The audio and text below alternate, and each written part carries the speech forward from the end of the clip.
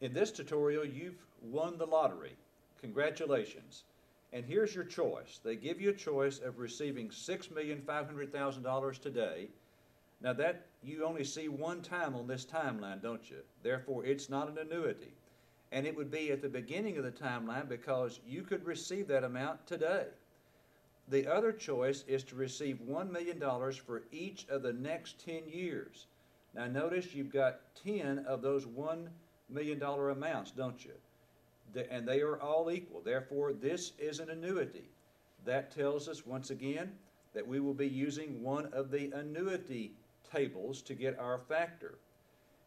In this situation here, a wrong analysis would be this. Now listen closely. It would not be correct to simply multiply $1 million times 10 and get $10 million and compare the $10 million with the $6,500,000. That's not an apples and apples comparison because of the time value of money.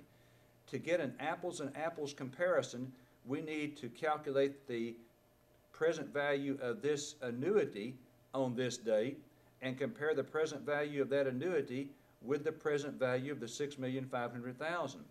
Receiving $6,500,000 today has a present value today of the $6,500,000. So this would be apples and apples. Now we also could do it with oranges and oranges. In other words, we could determine how much would this one grow to at the end of 2 years, at the end of 10 years. We could also determine how much these $1 million deposits would grow to at the end of 10 years. And therefore we'd have an oranges and oranges comparison. We're going to use the apples and apples. All right, let's set it up now. The present value is what we're looking for. That's the X.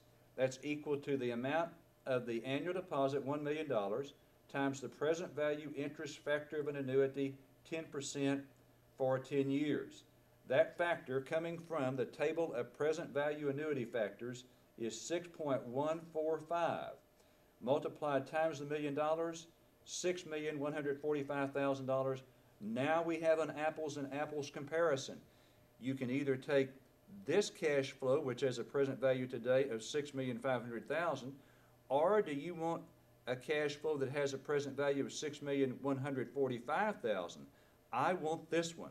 Therefore, the alternative you would take is a $6,500,000 today. This concludes this tutorial.